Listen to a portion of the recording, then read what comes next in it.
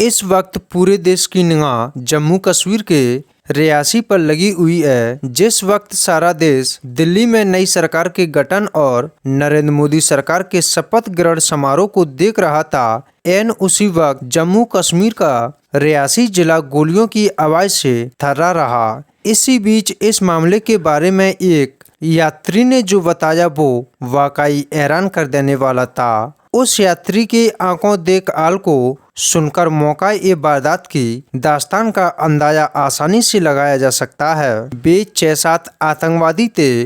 उनका चेहरा नकाबों से ढका हुआ था। शुरू में उन्होंने बस को सड़क पर चारों तरफ से ढककर गोलीबारी की। जब बस गिर गई तो वे बस के नीचे की तरफ आए और यह सुनिश्चित करने लगे कि गोलीबारी करते रहे कि सभी लोग मारे जाएं। हम उन्हें भरोसा दिलाने के लिए खामोश पड़े रहे। शाम 6 बजे रियासी के शिवकोड़ी से वैष्णो देवी के लिए बस लेने के 30 मिनट बाद यह घटना हुई। हम डरे हुए हैं, बस अपने घर वापस जाना चाहते हैं। बस में बच्चे और महिलाएं भी थीं, साथ ही सभी घायल हो गए। इस मामले के 10 से 15 मिनट बाद पुलिस और स्थानीय लोग पहुंचे जिन्होंने हमें बचाया।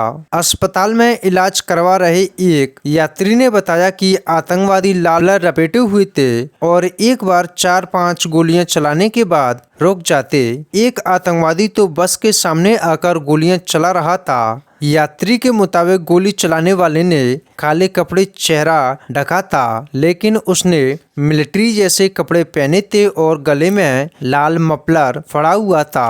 ठीक 6:15 पर जब बस पौनी इलाके के तेहरात गांव के पास से गुजर रही थी और बस के तमाम यात्री बस के बाहर पहाड़ों की वादियां और घुमावदार सड़कों पर ढलती शाम का नजारा ले रहे थे, अचानक गोलियों की आवाज से शांत हो गए। जब तक यात्रियों को कुछ समझ में आता तब तक उनकी बस बेकाबू होकर सड़क के किनारे की गहरी खाई का रुख ले ली। तभी इस मामले के बारे में किसी भी आतंकवादी संगठन ने कोई जिम्मेदारी नहीं ली, लेकिन माना जा रहा है कि इस संवेदनशील इलाके में पाकिस्तान के घुसपैठिया आतंकवादियों की यह कारनामा अवगत हो सकती है, जिन्होंने बेकसूर श्रद्धालुओं को अपनी नफरत की गोलियों का निशाना बनाया।